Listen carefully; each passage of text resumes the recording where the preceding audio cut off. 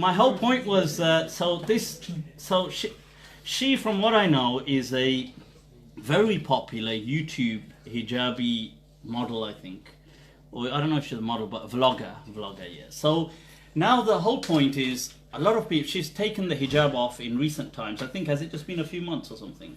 Who's keeping, huh? Few days. It's been a few days. She takes it off and then she puts it back on. You're an avid follower. When she takes it off, is she usually in the kitchen area? What she's saying More is, importantly, where you provide that. she's saying that she wants to wear it when she feels like it. Okay, so brother has at precisely 1807 she took it off. Right, so is it? So I thought, okay, but anyway, whether it's weeks or months or whatever, she's recently taken off the hijab, or she's kind of downgraded from the hijab, saying, look, you know, I don't feel it's so much of a big deal. I'll wear it sometimes, won't wear it sometimes. And I know there's been a huge uproar, and I've read some of the things on newsfeed, and people really kind of, boy, has she... I wouldn't be surprised if she perhaps leaves Islam at some point, because the amount of hate that she has got from people. Now, I'm just trying to get into the minds of people. I can understand from one perspective that because she rose on the back of hijab, like she rose to fame, her claim to fame was as a hijabi, not just as a Muslim opinionist. Like, not just, you know, I'm a Muslim who has an opinion, I like to talk on matters. So, you know, come listen to me, I'm going to talk on politics or, you know, whatever, international affairs, or I'm going to talk on money, or I'm going to talk about anything.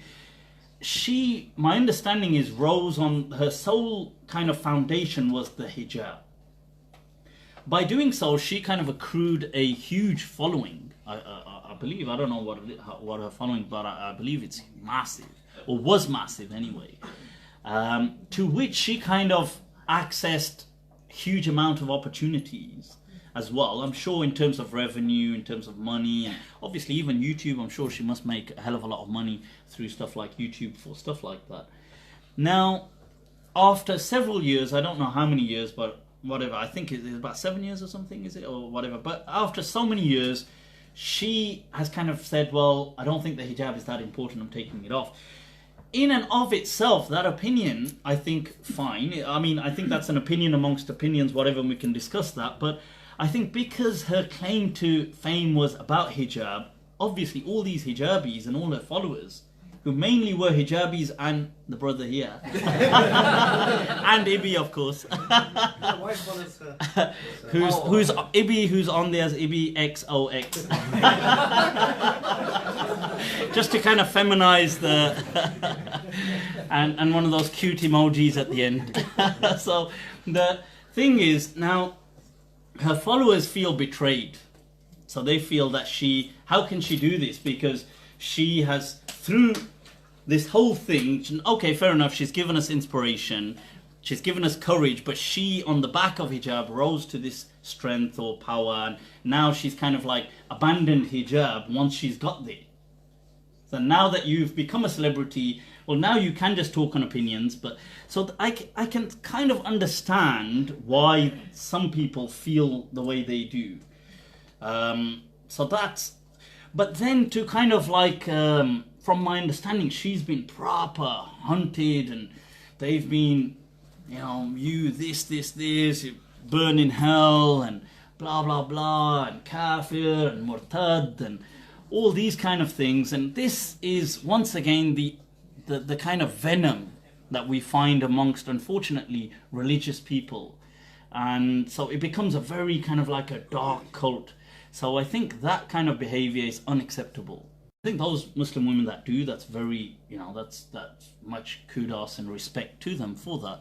But those who don't, and if they change their opinion, I suppose that is, generally speaking, it's just life. And whether your own understanding throughout life will develop. You may today feel something is right, and maybe later on you may feel at some point, you know what, I did argue for it back then, but now I kind of feel that it's not. The main thing was something else. Like, I just be nailed for this argument. So this person I knew said, you know, he would 48 miles, a woman could not go more than 48 miles unaccompanied. And he would impose that on his wife.